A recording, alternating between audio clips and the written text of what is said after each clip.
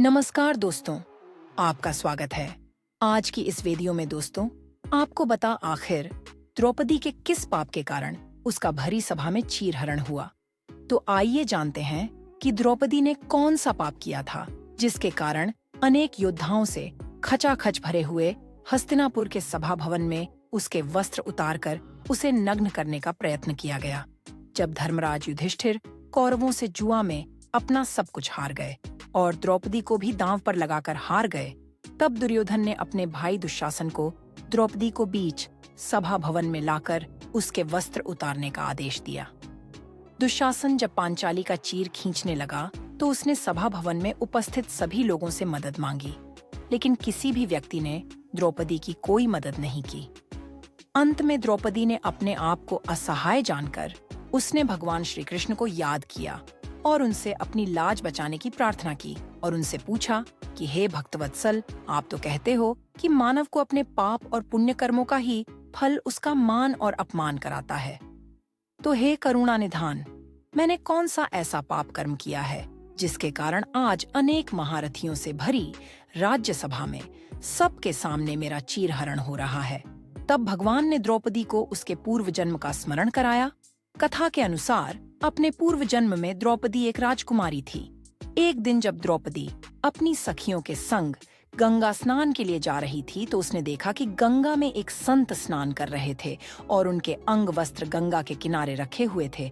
यह देखकर द्रौपदी को शरारत करने का विचार उसके मन में आया और उसने अपनी सखियों के साथ मिलकर उस संत के अंग वस्त्र एक स्थान पर छिपा दिए और चुपचाप किसी दूसरे घाट पर स्नान करने के लिए चली गई। स्नान करने के पश्चात अपनी सखियों के साथ हंसते हुए और आमोद प्रमोद करते हुए द्रौपदी अपने महल को चली गई। गंगा स्नान करने के उपरांत जल से बाहर आए तो अपने वस्त्र गंगा तट पर न पाकर परेशान हो गए और इधर-उधर खोजने लगे। बहुत खोजबीन के पश्चात संत को अपने अंग वस्त्र एक जगह छिपे हुए मिल गए।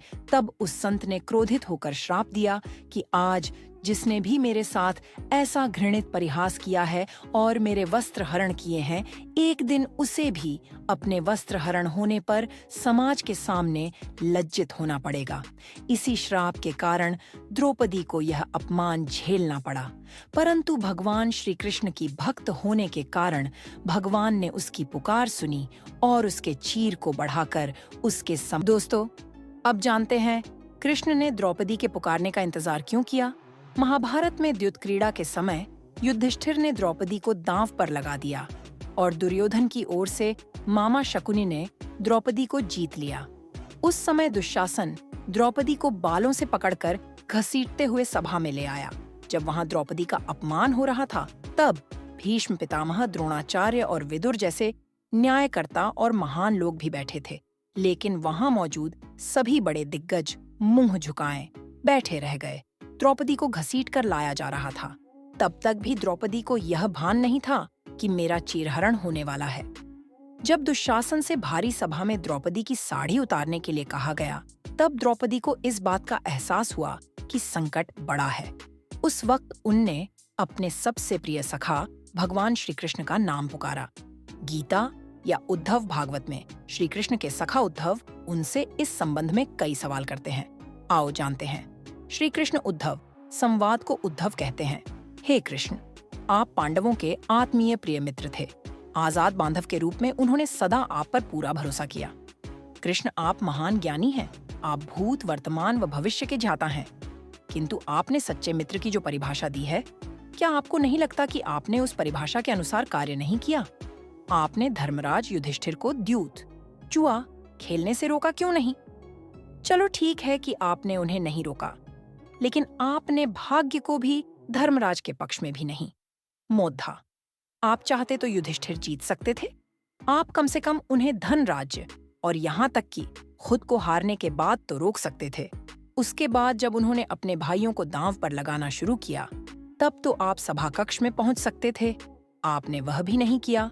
उसके बाद जब दुर्योधन ने पांडवों को सदैव अच्छी किस्मत वाला बताते हुए द्रौपदी को दांव पर लगाने को प्रेरित किया और जीतने पर हारा हुआ सब कुछ वापस कर देने का लालच दिया, कम से कम तब तो आप हस्तक्षेप कर ही सकते थे। अपनी दिव्य शक्ति के द्वारा आप पांसे धर्मराज के अनुकूल कर सकते थे। इसके स्थान पर आपने तब हस्तक्षेप किया जब द्रौपदी लगभग अपना शील खो रही थी।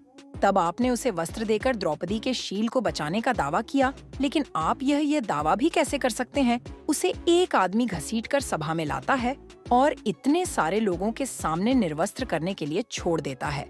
एक महिला का शील क्या बचा, आपने क्या बचाया? अगर आपने संकट के समय में अपनों की सहायता नहीं की, तो आपको आपात बांधव कैसे कहा जा सकता है? बताइए, आपने संकट के समय में सहायता नहीं की, तो क्या फायदा? क्या यही धर्म है? इन प्रश्नों को पूछते पूछते उद्धव का गला रुंध गया और उनकी आंखों से आंसू बहने लगे। भगवान श्री कृष्ण मुस्कुराते हुए बोले, प्रिय उद्धव, यह सृष्टि का नियम है कि विवेकवान ही जीतता है। उस समय दुर्योधन के पास विवेक था, धर्मराज के पास नहीं। यही कारण रहा कि धर्मराज पराजित हुए। उद्धव को हैरान परेशान देखकर कृष्ण जी आगे बोले, दुर्योधन के पास जुआ खेलने के लिए पैसा और धन तो बहुत था, लेकिन उसे पासों का खेल खेलना नहीं आता था। इसलिए उसने अपने मामा शकुनि का द्यूतक्रीड़ा के लिए उपयोग किया। यही विवेक है। धर्मराज भी इसी प्रकार सोच सकते थे और अपने चचेरे भाई से पेशकश कर सकते थे कि उनकी तरफ से मैं खेलूंगा। जरा विचार करो कि अगर शकुनि और मैं खेलते तो कौन जीतता? पासे के अंक उसके अनुसार आते या मेरे अनुसार? चलो, इस बात को जाने दो। उन्होंने मुझे खेल में शामिल नहीं किया। इस बात के लिए उन्हें क्षमा किया जा सकता है, लेकिन उन्होंने विवेक शून्यता से एक और बड़ी गलती की, और वह यह कि उन्होंने मुझसे प्रार्थना की कि मैं तब तक सभा कक्ष में न आऊं जब तक कि मुझे बुलाया न जाए, क्योंकि वे अपने दुर्भाग्य से खेल मुझसे छुपकर खेलना चाहते थे। वे नहीं चाहते थे मालूम पड़े कि वे जुआ खेल रहे हैं। इस प्रकार उन्होंने मुझे अपनी प्रार्थना से बांध दिया। मुझे सभा कक्ष में आने की अनुमति नहीं थी। इसके बाद भी मैं कक्ष के बाहर इंतजार कर रहा था कि कब कोई मुझे बुलाता है। भीम, अर्जुन, नकुल और सहदेव सब मुझे भूल गए।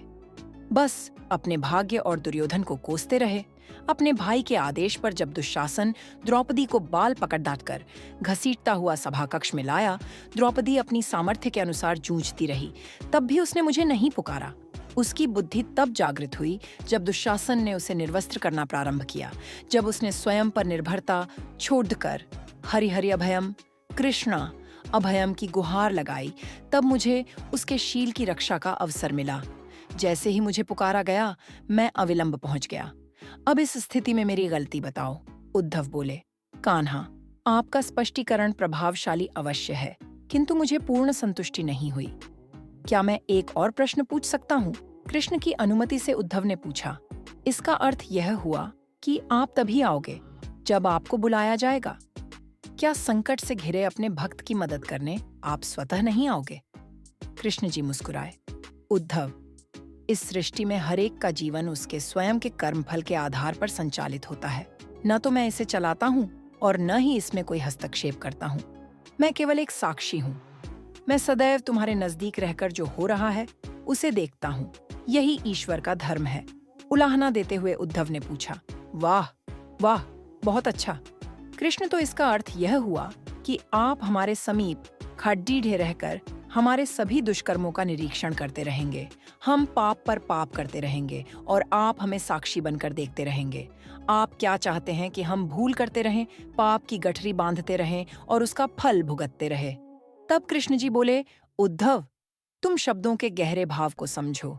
जब तुम समझकर अनुभव कर लोगे कि मैं तुम्हारे समीप साक्षी के रूप में हर पल हूँ, तो क्या तुम कुछ भी गलत या बुरा कर सकोगे? तुम निश्चित रूप से कुछ भी बुरा नहीं कर सकोगे।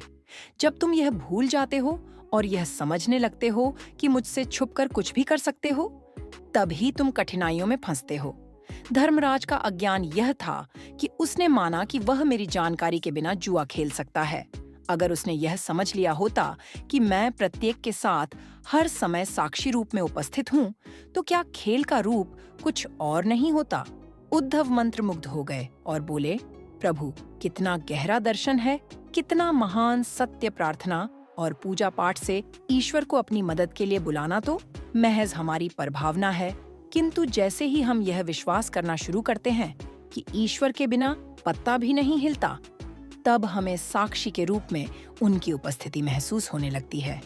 गड़ढब तब होती है जब हम इसे भूलकर सांसारिकता में डूब जाते हैं।